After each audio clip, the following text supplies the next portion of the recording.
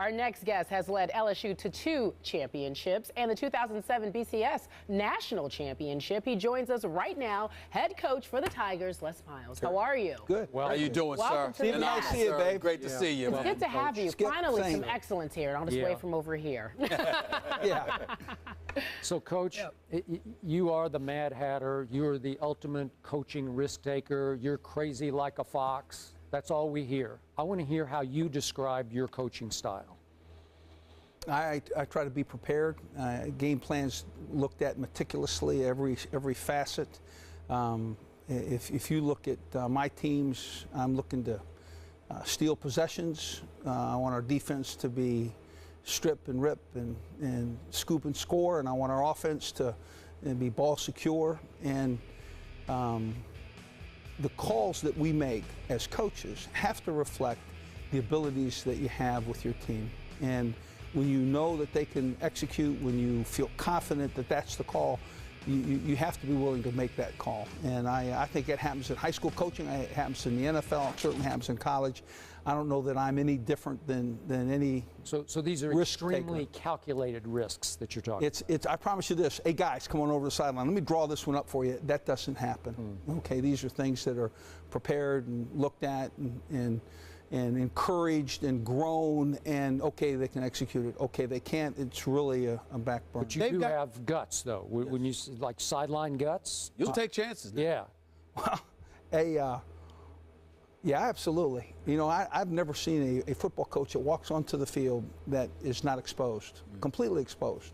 In other words, when they walk off the field second, they're miserable. You better do everything you can to win.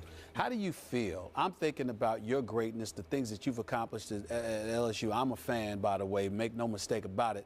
I wonder, however, how you feel about the fact they've got you predicted. It's one thing for you to finish in third like you did last year in SEC West. There's another thing for them to walk in the season saying that's where you're going to be because 2 teams in your division are better than you. And it's a long time since that's happened. Somebody predicted that's going to happen. How are you feeling about that? Nobody who's ever predicted this conference, with rare exception, has been correct. That's a fact. That's what Nick Saban pointed out the other day. It's just a fact. So the key piece is that we control our destiny, we control the outcomes, and we play one at a time. We play all the best in the East, we play all the West. You know what? We win, we take it one at a time, we do things that LSU is capable of doing. We'll like our finish. Again, I've never been driven, nor has our program or our players, by what's expected. We want to exceed those expectations. Going back 2 years ago, obviously, you went into Tuscaloosa and won a tough, hard-fought football game. Since then, Alabama has risen. And I'm wondering, are you concerned at all that Alabama is just separating itself from the rest of your league, not just from LSU? Well, in the West, there's 3 teams that lost to Western Division opponent: Alabama, LSU, and A&M. We were with the lead with the last 90 seconds to go. So the separation certainly has not been very significant to this point. Our football team plays for championships. It's why we assemble in Baton Rouge. So to those people that would say, yeah, they're allowed to say whatever they want to say. It's all about the play. It's all about the game. And the sad thing is we are now relegated 90 seconds, with the lead, regulated till the next game. I get where you're coming from, and I understand it. When I look at you, I not only see a great coach, but I see somebody that, you don't mind the spotlight. You don't shy away from it. When we talk about the SEC, we're talking about Bama, Roll Tide, and we're talking about Johnny Manziel. We don't hear too much about LSU at this particular juncture. I'm wondering, I know that you can handle that because you talk about coaches, you're going to talk about Les Miles, but the players themselves, how are they feeling about all the notoriety that has been aimed in some other direction than their own? Because this is LSU we're talking about here. If there's I think there's a greater need to win games. I think there's a greater need to position ourselves in the conference. I think there's a greater need to take it one game at a time. Should our team do what we've done in the past, we'll turn the spotlight right back to Baton Rouge, Louisiana very quickly.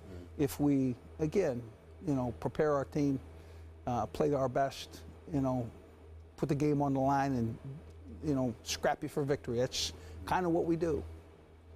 Your defense did a pretty good number on Johnny Manziel last year at A&M. Pretty early in his starting. But this year, what do you expect from Johnny as the reigning Heisman winner?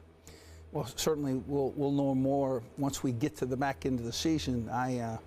Tremendously talented man, guy with a penchant of big plays, unusual foot quickness and speed.